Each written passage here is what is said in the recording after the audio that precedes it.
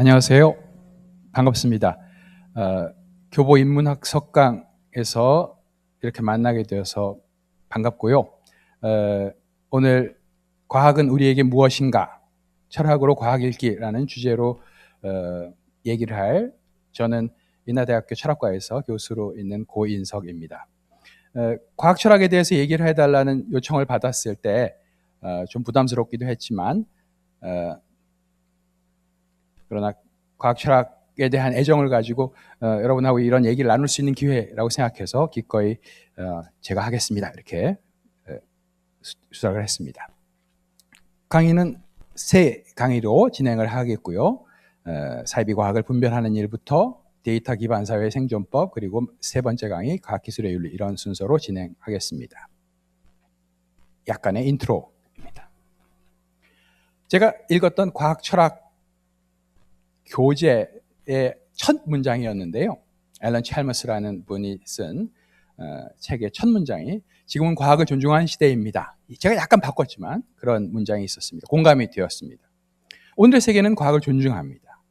역사와 문화가 다르고 종교가 다르고 정치에 관한 생각이 다양한 그런 그룹에 속하는 사람들일지라도 과학에 대해서는 하나같이 존중의 태도를 취하는 것이, 나타내는 것이 적어도 오늘 사회의 모습입니다.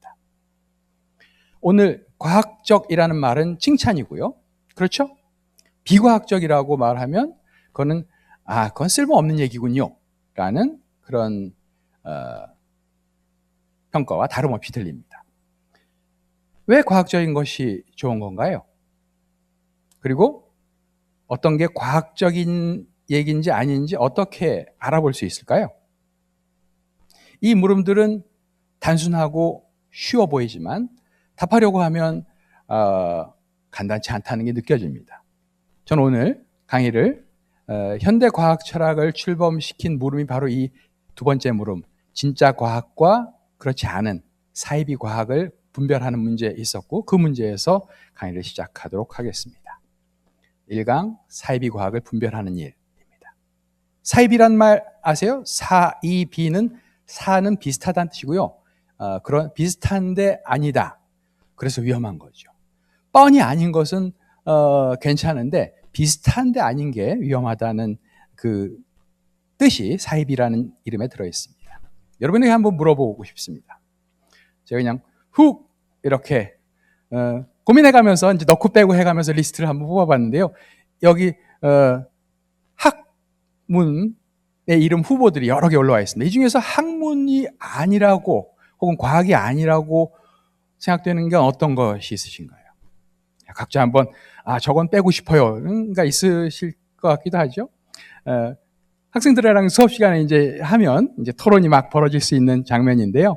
여러분의 마음에 한번 이렇게 노크를 하면서 시작하는 것으로 하겠습니다. 이 중에서 제가 몇 가지 혹시 여러분이 망설여질 수도 있겠다고 생각되는 것은 그냥 이건 참고 자료니까 그냥 이렇게 휙 구경하시면 됩니다. 맨 위에 있는 건 이제 여성학에 관한 여성학 학과 그리고 학술지 이런 학과가 있다는 것, 그것도 아주 잘 가르친다고 소문난 대학에 학과가 있다는 것은 하나의 학문 분야로 인정할 만한 기준이 되겠죠. 또 많은 학자들이 논문을 싣고 싶어하는 학술지가 있다는 것도 하나의 학문 분야의 기준이 됩니다. 골상학이라는 이름을 들어보셨나요? 골상학, phrenology. 골상학에 대해서는 이런 서술이 있더라고요. Phrenology is a theory. 제가 영어로 읽을 필요는 없을 것 같은데, 지금은 폐기된 이론, 괄호 안에 now dismissed. 지금은 폐기된 이론. 그러면 한때는 과학이었던 것이 더 이상 과학이 아니게 되는 일도 있을 것 같다는 느낌이 듭니다.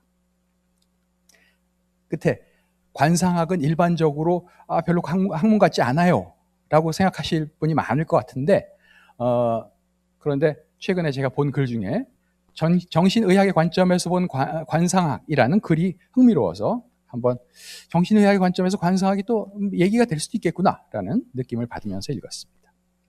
참고할 만한 제가 사항을 두 가지 언급하고 지나가려고 합니다. 먼저 과학이라는 말은 여러분 제가 갓 입학한 학생들에게 과학이 뭐죠? 라고 물으면 이제 학생들이 제일 많이 대답하는 게 물화생지입니다. 이렇게 대답을 하죠. 여러분도 그렇게 대답하실 분들이 있을 것 같아요.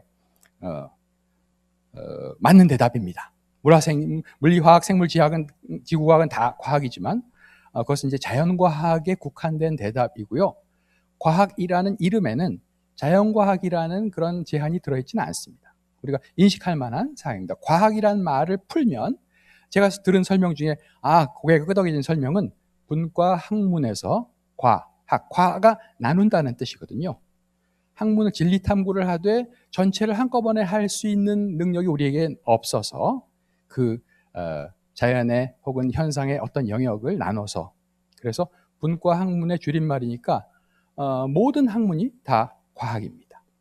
즉 과학과 학문은 오늘 제 이야기의 범위에서는 똑같은 말로 여러분이 이해하시면 되겠습니다. 실은 영어 낱말 사이언스도 똑같습니다. 영어권 사람에게 사이언스라는 말을 들려주면 일반적으로 자연과학을 먼저 떠올린다고 합니다. 실제로 심리적으로요. 그런데 흥미롭게도 같은 말인 사이언스의 독일어는 Wissenschafts라는 말인데 똑같은 정확히 1:1 대응되는 말인데 독일어권 사람에게 Wissenschafts라는 말을 들려주면 독일어권 사람들은 Wissenschafts라는 말에 자연과학을 먼저 떠올리지는 않는다고 합니다. 약간 문화적인 학문에 대한 차이가 있는 것 같아요. 사이언스라는 말의 어원은 scientia라는 라틴어입니다. scientia가 들어간 유명한 문장을 여러분이 아마 제가 알기에 학교에서 배우셨을 겁니다. 이 라틴어 문장으로는 배우지 않으셨겠지만 제가 학생들한테 소리 좋으니까 한번 따라해봐 뭐 이렇게 수업 시간에 부탁하기도 하는데 scientia est potentia, 이게 프란시스 베이컨이 1620년에 발표한 신기관 노브um organum이라는 읽어본 분들도 꽤 있을 것 같아요. scientia est potentia를 우리말로 번역하면 아는 것이 힘이다, 이렇게 번역이 되죠. 그렇게 배웠는데 그것이 원문이 scientia est potentia고요. 그러니까 과학이 힘이다 해도 번역이 전혀 이상하지 않겠군요. 그렇죠? 과학이 힘이다. 실은 scientia라는 말을 영어 단어로 번역하면 가장 표준 번역은 knowledge, 지식이라고 합니다. 지식. 그래서 모든 지식을 총칭하는 개념이 사이언스고요. 지금 방금 제가 말씀드린 것처럼 학문과 과학은 같은 얘기로 쓰겠습니다. 과학은 자연과학만 과학 아닙니다. 알고 계시죠? 또 하나 퀴즈같이 여러분에게 의견을 묻고 싶군요. 5개 중에 하나가 있을지 2개가 있을지 보게 되겠습니다. 과학적인 주장과 거리가 먼 것, 어느 게 마음에 안 드십니까? 우리가 과학은 잘 몰라도 과학적인 주장은 과학적이다 아니다는 심사해야 될 경우가 많이 있잖아요. 그렇죠? 당신 얘기 과학적이지 않아. 난 받아들이지 않겠어. 이렇게 되니까요. 뭐 다 나름 흥미롭다고 생각됩니다만 3번과 4번을 한번 들여다보실까요? 신은 남성성과 여성성을 다 지니고 있다. 학문적인, 학술적인 주장이라고 생각되십니까? 인정하십니까? 4번은 어떠세요? 우주에는 검출 불가능한 물질이 다량 존재한다. 뭔가 물리학자가 할 것 같은 그런 뭔가 포스가 느껴지는 문장 아닌가요? 근데 제가 4번에 대해서 여러분에게 한번 물어보고 싶군요. 그 얘기가 조금 이때 진행될 것 같은데 저 문장을 과학자가 따지기 위해서, 말하자면 검토하기 위해서 무슨 일을 할 수 있을까요? 우주에는 검출 불가능한, 불가능이라는 말을 엄격하게 해석해보면요, 어떤 방식으로도 검출할 수 없는, 어떤 방도를 써도 검출할 수 없는 그런 물질이 다량 존재한다.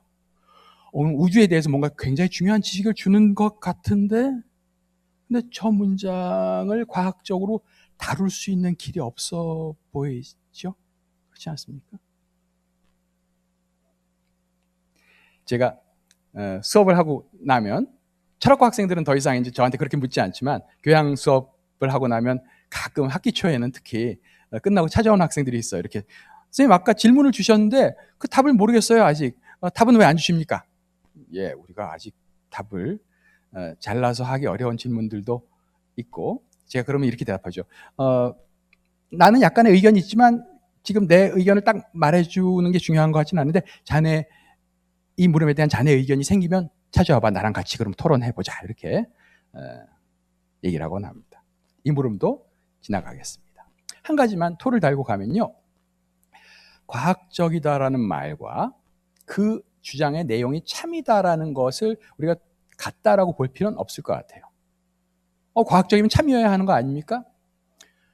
아마 제가 알기에 과학에서 가장 높은 학술지들이 뭐 Nature, Science, Cell 보통 그렇게 뭐 꼽는데 Nature, Science, Cell지에 실리는 논문들의 내용이 다 참일까요? 그렇지 않습니다. 거기 실린 논문들에 실린 주장이 다음 달에 혹은 3년 뒤에 다른 실험에 의해서 또 어떤 이론적인 토론에 의해서 내 얘기가 틀렸었구나 하고 바뀌는 일은 얼마든지 있습니다. 과학에서 한때 이것이 참이 아닐까라고 생각되었던 가설이 혹은 이론이 더 이상 참이 아니라는 것을 알게 되는 일은 얼마든지 존재합니다. 그렇다고 해서 그 이론이 과학적인 이론, 과학적인 이야기, 과학적인 토론 내용에서 쫓겨나는 것은 아니라고 생각합니다. 조금 더 진행해 보죠. 우리는 지금 과학적인 뭔가를 지금 서서히 더듬어가고 있고요. 저는 이 일을 위해서 이 문제를 아주 열심히 토론했던 장면을 여러분에게 소개하려고 합니다.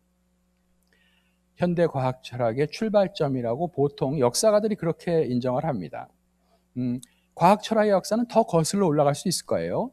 그러나 보통 여기가 현대적인 의미의 좁은 의미의 과학 철학이 시작한 장소입니다 라고 꼽는 곳이 딱 100년 전에, 지금으로부터 쫙 정확히 거의 100년 전에 비엔나입니다. 1920년대 초에 100년 전에 이 윈 대학 철학과에 교수가 한 분 부임합니다. 모리츠 슐릭이라는 교수님이고요. 왼쪽 위에 있는 교수님입니다. 사진에서 어떤 인상이 느껴지시나요? 뭐 그럴 수도 있고요. 이 모리츠 슐릭을 중심으로 해서 모였던, 그리고 열심히 공부하고 토론했던 어떤 공부 모임, 토론 모임, 그리고 거기서 태어난 사상을 이제 윈 학단의, 여기는 소개하지 않았지만 뭐 논리 실증주의, 나중에 논리 경험주의 이런 이름으로 보통 책들이 서술하죠. 이 사람들은 학문을 대단히 중요한 것으로 여기고 있었습니다. 그리고 그것에 대해서 아주 심각하게 토론을 했습니다. 지적 혈기가 왕성했고요.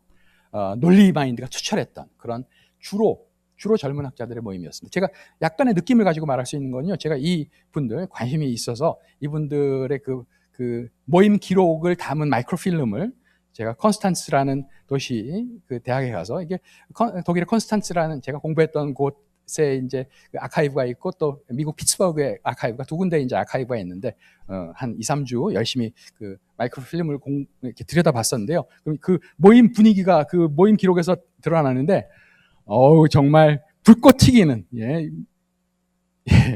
불꽃 튀기는 왕성한 그런 토론 모임이었다는 것을 느낄 수 있었습니다. 윈 학단 사람들 전부 제가 이 그림에 넣지는 않았지만 중요한 사람들을 넣었고, 플러스 양쪽에 색깔로 칠해진 사람들은 빈 학단 사람은 아니지만 빈 학단과 관련이 있는 사람을 제가 넣어봤는데요. 모리츠 슐릭 교수 옆에 루돌프 카르납과 오토 노이라트, 아마 이 세 사람이 역사적으로 이 윈 학단을 쭉 이끌고 간 중심 인물이라고 할 수 있겠고요. 노이라트, 한, 프랑크, 이 세 사람이 실은 슐릭 교수가 윈에 오기 전부터 이 비슷한 모임을 하고 있었습니다. 루돌프 할러라는 오스트리아 철학자가 이 사람들의 모임을, 이 노이라트, 한, 프랑크의 모임을 비엔나 서클 1이라고 불러야 될 것 같아, 첫 번째 비엔나 서클 윈 학단이라고 불러야 될 것 같아, 이런 제안을 했고요. 많은 사람이 공감을 했었습니다. 하여간 이제 말하자면 이 젊은 학자들이 모여서 토론하고 있는 모임에 이제 슐릭이 오면서 그 모임이 커지고 체계화되었던 것입니다. 이 모임에는요, 흥미롭게도, 그러니까 슐릭이 철학자니까 철학하는 사람들이 모임이겠거니 하실 만도 하지만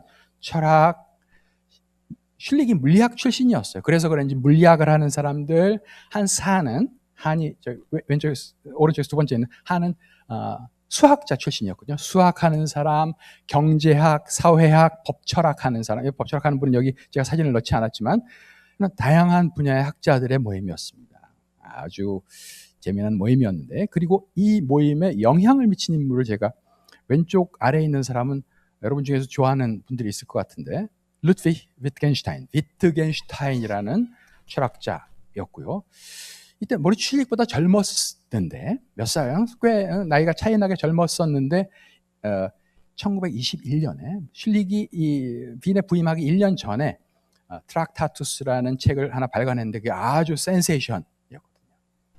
이 모임 사람들도 이 책에 매료되었고 이 책이 이 모임에 중요한 역할을 했습니다. 그래서 위트겐슈타인은 이 모임에 참석한 적은 없지만 중요 인물, 또 오른쪽 아래에 있는 에른스트 마흐는 앞에 말한 그 초기에 이미 영향을 미치고 있었던, 마흐는 물리학자이고 이제 물리학 과학사가이고 과학 철학자인데요.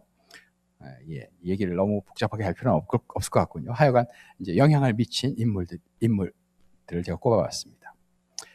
죄다 남자들만 있어서 섭섭한 거예요. 뭐 그게 중요하진 않지만, 근데 실제로 제가 이번 강의를 준비하다 보니까 이 모임에 여성 참여자도 있었다는 사실을 알게 됐고요. 실은 가운데 있는 마리 라이데마이스터는 이 모임에 참여하지는 않았습니다. 나중에 이제 그 노이라트랑 결혼하면서 그 옆에 라이데마이스터 교수의 동생이고요. 그 올가 하는 한스 한의 동생인데, 올가 하는요 이 모임에 정기적으로 참여했고 굉장히 중요한 인물이었다고 생각이 됩니다. 올가 하는 당시에 시력을 잃은, 대학 20대 초기에 시력을 잃었어요. 그런데 이제 굉장히 우수한 학생이고 박사학위 논문이 지도교수한테 아주 칭찬을 많이 받은 그런 수학과 철학에 걸친 분야의 연구를 하는 그런 연구자였다고 합니다. 제가 이 모임에 애정이 많아서 시간을 들였던 것 같습니다. 이 모임에서 토론되던 중요한 주제가 진짜 과학을 우리가 가짜로부터 분별해낼 수 있는 그런 원칙을 세우자라는 것이었어요.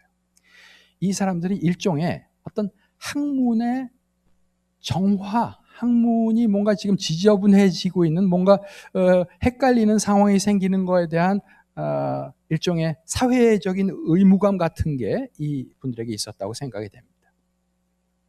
그래서 이 학문을 제대로 세우는 것, 그 기준을 마련하는 것, 이분들이 제시한 기준은 우리말로 검증 가능성이라고 그렇게 정리됩니다. 이름만 알면 그건 이제 낮은 수준의 그 공부죠. 검증 가능성이라는 말을 좀 풀이하기 위해서 제가 영어는 꼭 필요하진 않겠지만 이런 때는 도입을 해야 될 것 같아요. 영어로 verifiability라고 합니다. verifiability 라고 하는데요. 그게 도움이 돼서 끌어왔습니다. verifiability를 말로 풀어보면 verity라는 명사가 있고요. verity라는 명사는 라틴어 veritas의 영어형입니다. veritas는 굉장히 여러 대학의 그 모토이죠. 뭐 그렇죠. 생각나시는 대학들이 꽤 있으리라고 생각됩니다. 하여간 veritas의 영어형 verity, T자를 F자로 바꾸면 동사가 됩니다. verify는 저보고 번역하라면 참임을 밝히다 이렇게 번역을 하고 싶어요. 참임을 밝히다. 그리고 그것의 형용사형이 verifiable, 참임을 밝힐 수 있다라는 거죠. 기준이 검증 가능성이라는 얘기는 어떤 주장이 참임을 밝히는 것이, 그 내용이 참임을 밝히는 것이 가능하면, 과학적인 주장, 그것이 불가능하면 아님, 이런 기준이었습니다. 한번 심사해 보세요. 2021년 10월 6일 종로구의 최고 기온은 섭씨 22.5도다. 아마 좀 넘는 것 같은데요. 그래도 이 문장은 참임을 밝히는 것이 가능했습니다. 조심하세요. 참임을 밝히는 것이 가능했지만 실제로 그 일을 하고 보니까 참이 아니라 거짓임이 판명된 경우지만요, 참임을 밝히는 것이 가능했습니다. 금은 염산에 녹는다는 어떤가요? 금이 염산에 녹든가 안 녹든가, 칼칼라마, 아라철리, 뭐 아라소니 이렇게 또 하시는 분이 있을 텐데요. 금이 염산에 녹는지는 어떻게 하면 알 수 있죠? 넣어보면 되죠. 그렇죠? 삼각형의 내각의 크기를 합치면 180도다? 해본 적 있어. 참! 아까 나왔던 문제예요. 신은 남성성과 여성성을 모두 지니고 있다? 이걸 어떻게 하면 되지? 어떻게 하면 되죠? 신을 모셔다가 그분을 뭔가 탐구를 해야 될 텐데 쉽지 않은 일이고요. 그렇죠? 실제로 이 빈 학단 사람들은요, 신학을 그래서 학문의 영역에 들지 않는다고 생각했습니다. 신학하시는 분들은 섭섭하죠. 그러나 이분들의 이분들의 기준에 의하자면 시공간은 10개의 차원으로 이루어져 있다. 이게 아마 어떤 물리학의 어떤 영역에서 10개 차원입니다. 아닙니다. 시공간의 차원은 26개입니다. 뭐 이런 토론이 벌어지던데, 야, 이것도 얘기하다 보면 간단치는 않다는 생각이 듭니다. 그러나 일단 기준이 제시되었군요. 이 기준이 이 학단 사람들에게는 어떤 구체적인 타겟을 향하고 있었어요. 당시에 유럽을 풍미하던 철학자가 하이데거였습니다. 개인적으로 저는 물리학을 공부하다가 철학으로 일종의 빠져들었는데 나를 철학으로 끌어당긴 사람이 하이데거였거든요. 제가 하이데거 강독을 하다가 참 너무나 재밌어가지고 이제 하이데거는 정말 재미나고 저는 하이데거 위대한 철학자라고 생각합니다. 그의 나치 부역의 역사와 무관하게 철학자로서 저는 대단히 재미나고 위대한 철학자라고 생각하는데, 당시에 하이데거를 스타의 반열에 올려놓은 그 강연 중에 하이데거는 이 강연 아니고도 좋은 책을 많이 썼지만 Was ist Metaphysik? 형이상학이란 무엇인가? 라는 강연, 그리고 그걸 책으로 만든 글이 있었는데요. 아까 보셨던 사람이죠. 카나비. 이 모임의 초창기 멤버는 아니지만 결과적으로 이 모임에서 가장 맹렬한, 저는 카나비를 보면 아주 맹렬한 그런 용사의 어떤 이미지를 느낍니다. 정말 맹렬한, 용서 없이 막 달려가는 그런 사람인데, 이제 이 카나비, 그리고 엄청 논리적인, 면도날 같은 사람인데요. Überwindung der Metaphysik durch die logische Analyse der Sprache라는 말은 아래 쓴 것처럼 언어의 논리적 분석을 통한 형이상학 극복이라는 제목의 논문을 쓰면서요. 아주 중요한 논문이었는데, 이 논문에서 하이데거의 형이상학이란 무엇인가에 나오는 문장들을 가져다가 논리적으로 분석하면서 결론적으로 이것은 굉장히 멋진 말처럼 보이지만 실은 아무 내용이 없습니다.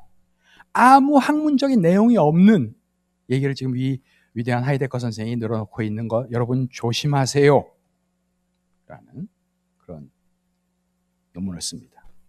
이 논문이 영어로도 발표가 다시 되었었는데요. 영어본이 됐을 때는요, 이 극복이라는 단어가 다른 말로 바뀌었습니다. elimination, 제거라는 말로. 형이상학은 지워야 돼. 학문의 세계에서 지웁시다.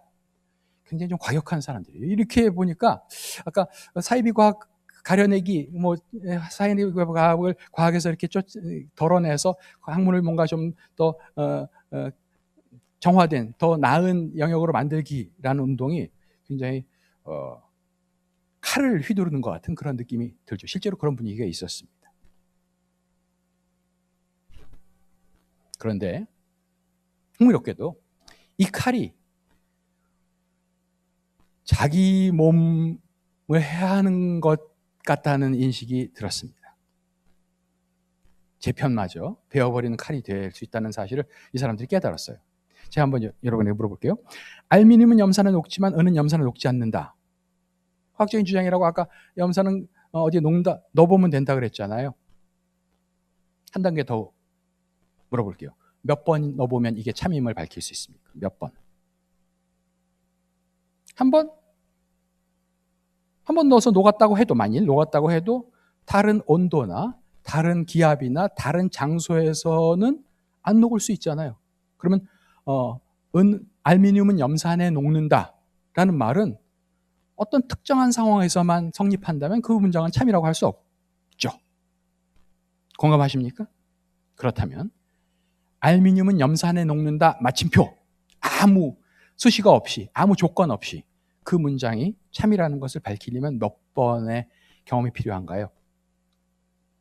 짐작이 되시죠? 원칙적으로 무한대의 경험이 필요합니다. 무한히 다양한 상황에서 무한 번의 테스트를 해야만 우리는 이 문장의 참임을 밝힐 수 있습니다. 무한은 인간이 가질 수 있는 어떤 것이 아니죠.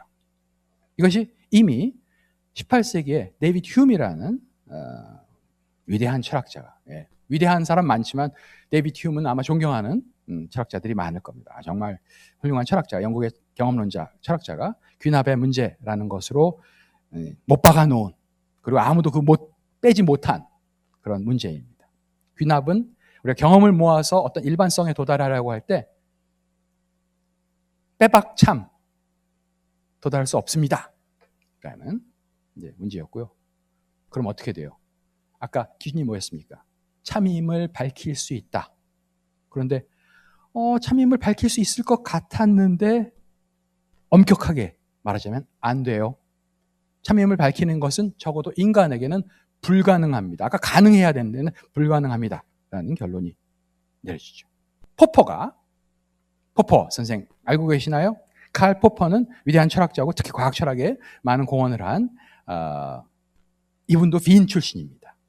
나중에 이제 호주에서, 뉴질랜드에서, 영국에서, 특히 이제 영국에서 오랫동안 가르치셨지만 이제 빈 출신이었고요.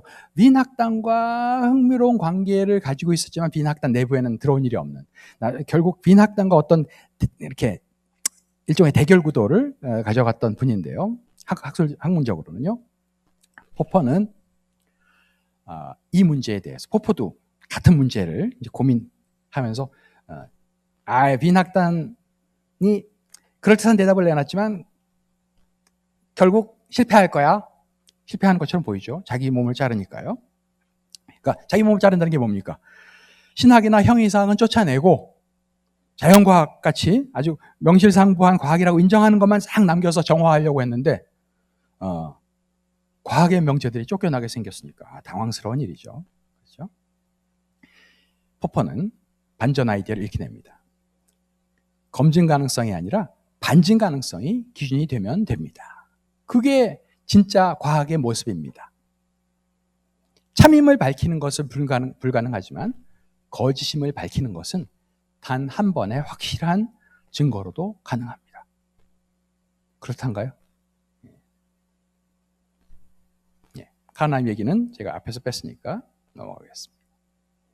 포퍼는 반증 가능성이 중요하다고 말할 뿐만 아니라, 포퍼는 과학자는 반증을 약간 역설적으로 들고요. 반증을 추구해야 한다 이렇게 말합니다. 긍정의 마인드는 과학자에게 권장되지 않습니다. 과학자는요, 반증을 추구하는 사람이에요. 반증이 뭡니까? 어떤 이론이 틀렸다는 것을 밝히는 일입니다. 검증과 정확히 반대말이죠. 검증은 참임을 밝히는 것, 반증은 거짓임을 밝히는 것. 포퍼는 심지어 자기 이론을 만들 때에도 반증 가능성이 높도록 만들어야 한다고 그렇게 권유합니다. 이게 약간 이상하게 들지만 생각해보면 말이 됩니다. 아주 그렇답니다. 예컨대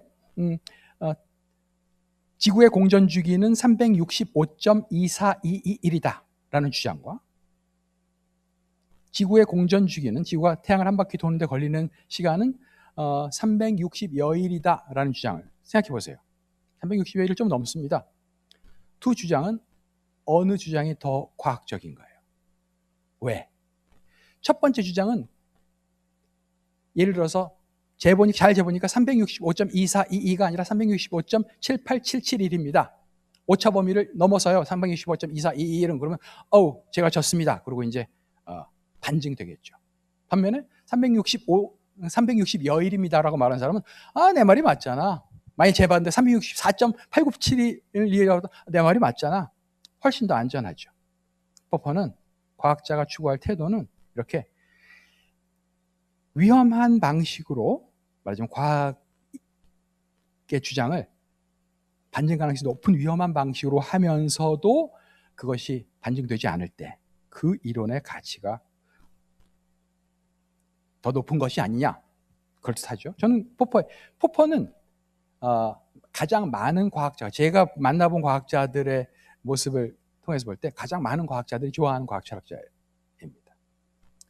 포퍼는 젊었을 때 이 아인슈타인의 일반 상대성 이론과 프로이트 심리학과 아들러 심리학 사이에서 어떤 대비를 청소년기의 포퍼가 봤다고 해요. 그걸 이제 이런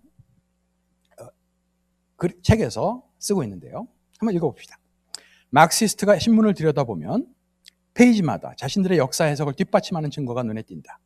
물론 계속 프로이트 정신분석 전문가는 자신들의 이론이 환자들을 대상으로 한 관찰에서 계속 입증되고 있다고 계속 맞지 강조한다.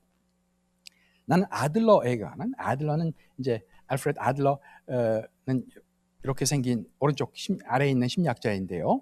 프로이트의 말하자면 제자는 아니지만 하여튼 프로이트 계열에서 나왔지만 이제 프로이트랑 결별하고 중요한 또 하나의 이제 아들러 심리학 줄기를 형성한 그런 아주 중요한 심리학자입니다. 하여튼 다 오스트리아 사람이고요.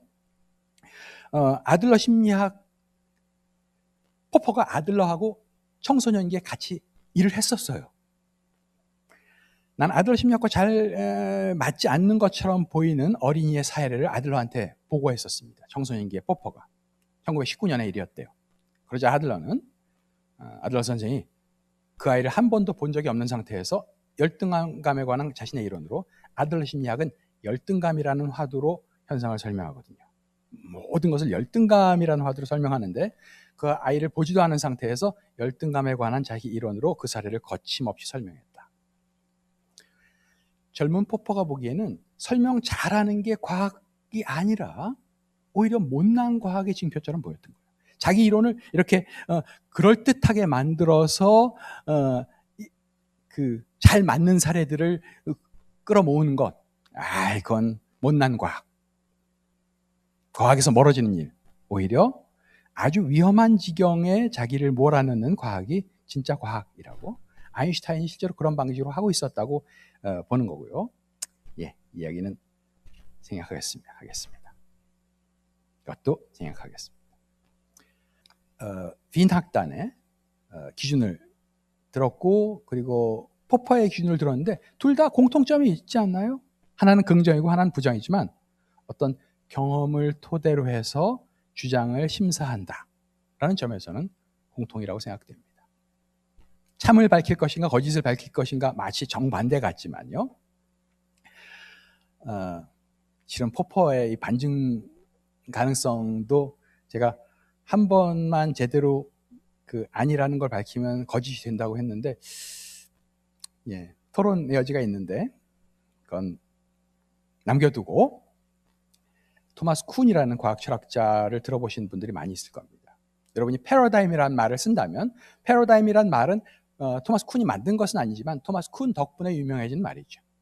패러다임이 변한다 이런 말은 쿤이 1962년에 발표했던 이 The Structure of Scientific Revolutions 과학혁명의 구조라는 책 덕분에 세상 사람들이 다 그렇게 떠들게 된 개념입니다. 그런데 이 책에서 쿤이 이 물음을 이렇게 적극적으로 논의한 것은 아니지만 이 책에서 제가 뽑아낼 수 있는 쿤의 대답을 한번 제시해 보면 이렇습니다. 과학적인 것은 무엇이냐? 좀 싱겁고 그래서 좀 생소하게 들리지만 저는 참 합리적인 대답이라고 생각되는데 그것은 과학자들이 하는 것 그리고 과학자들이 인정하는 것이 과학이다. 쳇바퀴 도는 것 같죠? 쳇바퀴 도는 것 같지만 이 대답이 꽤 알맹이가 있는 경청할 만한 대답이라고 생각됩니다. 전문 연구자들이 그런데 주의할 사항이 있어요. 저는 학생들에게 과학 철학 예를 들어서 강의를 하면 시간에 이제 그 과학혁명의 구조 책 얘기를 하게 되는데 과학혁명의 구조라는 책에서 가장 핵심적인 우리가 배워야 될 메시지 혹은 배워야 될 개념이 뭐냐라고 하면 거기 물론 방금 얘기한 패러다임 개념도 우리가 경청할 만하고 또 과학혁명이라는 개념도 경청할 만하고 등등 여러 가지 배울 게 있지만 토마스 쿤이 우리에게 던져준 가장 소중한 어떤 메시지는 과학은 누가 하느냐라는 물음에 대해서 다시 말해볼게요. 과학은 누가 하지요? 과학의 주체는 누구지요? 과학은 어떤 활동인데 그 과학이라는 활동의 주체는 누구입니까? 라는 물음에 대한 토마스 쿤의 대답인데요. 그 대답은 scientific community, 전문가 공동체입니다. 그것은 개인도 아니고 예를 들어 아인슈타인도 아니고 뉴턴도 아니고 이름 없는 무명 과학자도 아니고 그렇다고 국가도 아니고 시민사회도 아니고 그것은 전문가 집단입니다. 이 대답은 여러모로 음미해 볼 만한 가치가 있는데요. 하여간 그래서 제가 다시 대답을 보완할게요. 과학적인 것은 어떤 특정한 과학자가 인정하는 혹은 저명 과학자가 인정하는 관점이 아니라 전 분야 공동체의 관점에서 본 결론이 바로 과학적인 결론입니다. 저는 여기서 현대사회가, 과학을 존중하는 현대사회가 실천적으로 생각할 만한 어떤 그 메시지가 있다고 생각하는데요. 고민이 생기면 전문가 공동체에 물어봐야 됩니다. 그건 쉽지 않습니다. 공동체가 그렇게 깔끔한 대답을 내놓지 못하는 경우가 있거든요. 의견 통일이 안 되는 경우가 있거든요. 그러나 그럼 기다려야죠. 과학적인 대답을 듣고 싶으면 전문가 공동체, 특정 과학자가 아니라 전문가 공동체에 물어봐야 됩니다. 그런데 전문가 공동체를 토마스 쿤이 이 책을 썼던 이게 이제 1962년이라고 했고 제가 띄워 보여드렸던 그 책은 1970년 판입니다. 1970년에 토마스 쿤이 이제 증보판을 내는데 그 책, 그 개정판에 실린 마지막 챕터가 중요하거든요. 뭐 그건 곁들이 얘기고요. 하여간 그 책을 쓰던 당시, 즉 1950년대 즈음에는 과 지금 사이에 상당한 그 사회적인 그리고 과학자 공동체의 속성에도 차이가 있는 것 같아요. 예. 특히 토마스 쿤은 이런 예측은 못했을 것 같습니다. 들어보셨죠? 와셋이나 오믹스 같은 말하자면 가짜 학술대회나 엉터리 학술지가 있으니 조심하라. 우리나라에서 이제 조사해서 각 대학마다 얼만큼 이런 엉터리 학술대회에 참여해서 이제 발표를 했는지, 거기에 연구비를 썼는지 이제 막 색출하는 그런 분위기가 잠시 일었었는데요. 이것은 적어도, 근데 제가 이걸 조사하다 보니까 또 고민이 생기더라고요. 약탈적 학술지 리스트가 있습니다. 1300개가 넘어요. 그 명칭으로 보면 도무지 유수의 학술지와 구분이 안 되는, 어느 게 진짜인지 이름으로는 도저히 구별할 수 없습니다. 클릭을 해서 들어가 봤어요. 한 20개 정도 클릭을 해서 들어가 봤는데 1300개 중에 한 절반은 없어졌습니다. 없어졌어요. 그런데 서너 개는 적어도 아주 싱싱하게 살아있을 뿐만 아니라 제가 보니까 이건 멀쩡한 학술지 아니야? 괜찮은데? 라고 생각되는, 실제로 뒤져보니까 토론이 있더라고요. 토론이. 이게 진짜 약탈적 학술지 맞느냐? 일종의 낙인 찍기인데, 고민은 혹시 어떤 학술지는 굉장히 훌륭한 학술지이다가 정말 엉터리가 되는 경우도 있고요. 거꾸로 처음에 생겨났을 때는 버벅버벅하고 참 고생하고 질이 낮다가 정말 좋은 학술지로 성장하는 경우도 있고요. 그러면 지금 제가 뭘 얘기하고 있냐면 사이언티픽 커뮤니티를, 그 과학자 공동체를 작동시키는 중요한 메커니즘이 지금 학술대회와 학술지인데, 이것에 대한 사회적인 고민이 있고 아마 이 얘기를 오늘 3강쯤에서 다시 하게 될 것 같습니다. 첫 번째 강의는 여기서 마치겠습니다.